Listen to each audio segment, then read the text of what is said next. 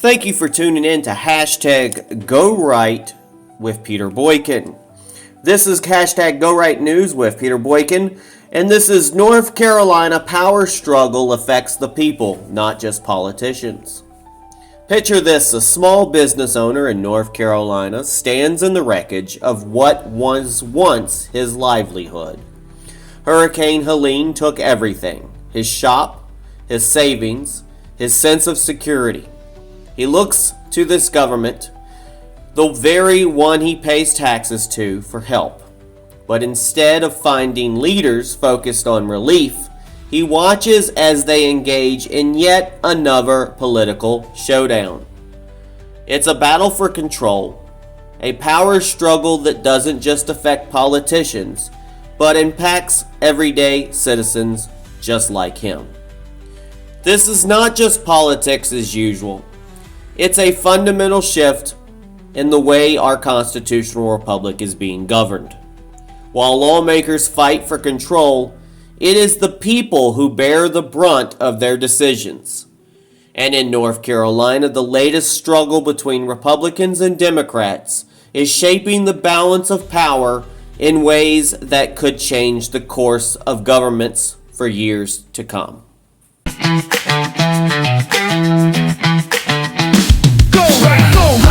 Peter Boykin and Go Right News. He's a constitutionalist for liberty, bringing you the news that matters. It's time to do right, think right, go right and be right for America and to make the word great again.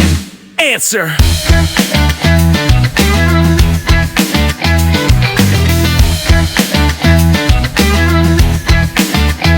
Go right with Peter Boykin, constitutionalist for liberty, bringing you the news that matters and do right, think right, go right, be right for America. Let's make the world great again. Tune in to Go Right News. Let freedom begin.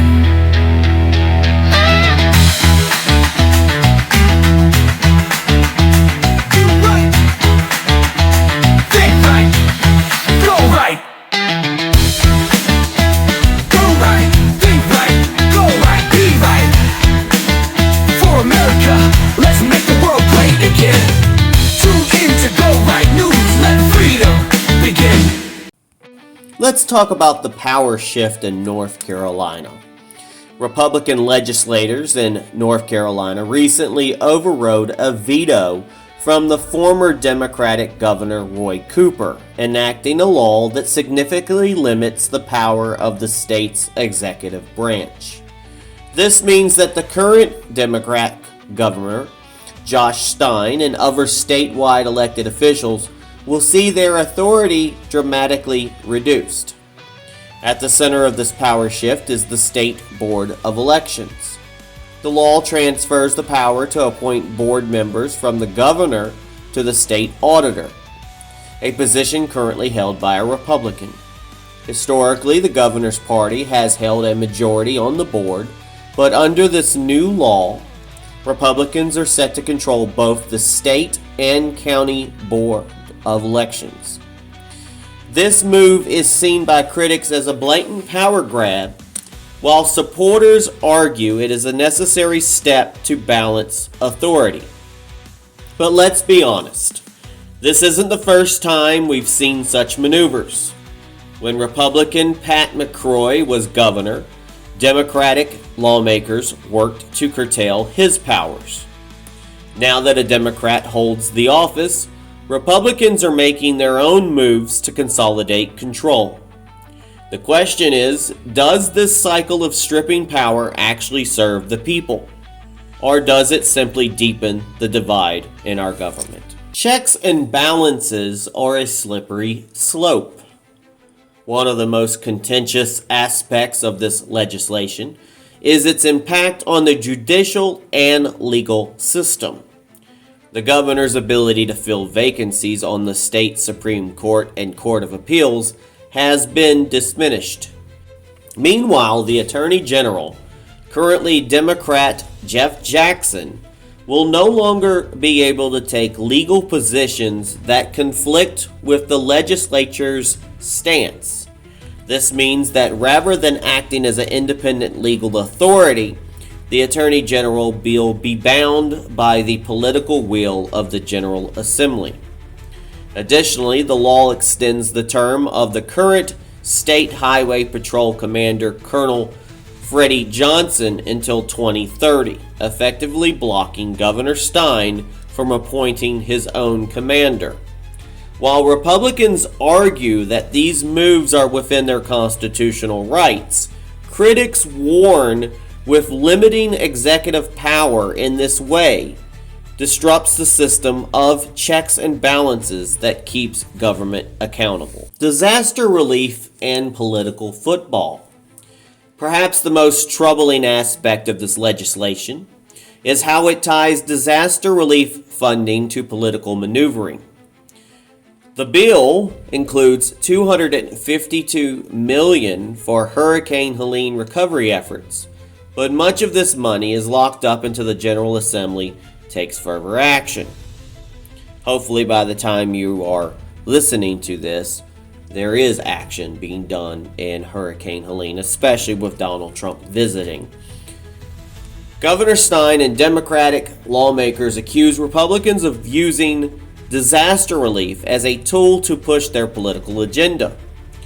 And Stein called it despicable that those in dire need must wait for assistance while politicians engage in power struggles.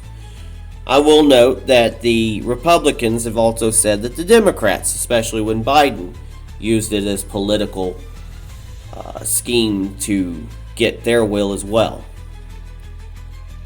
Meanwhile, Republicans counter that they have already allocated over $900 million for relief, and that additional funding is forthcoming. But for struggling small business owners and families, the debate is cold comfort when they need immediate relief and aid. Now let's focus on voting and election law changes. The new law also makes significant changes to election rules. Among them, it alters deadlines for counting absentee and provisional ballots.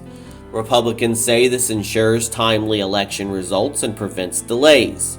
Democrats, however, argue that these changes could disenfranchise voters, particularly in close races where every ballot matters. Additionally, a proposed constitutional amendment will appear on the 2026 ballot, requiring all North Carolina voters to show photo identification before voting, which surprises me because we have already voted on this multiple times, so we're voting on it again? I'm not sure.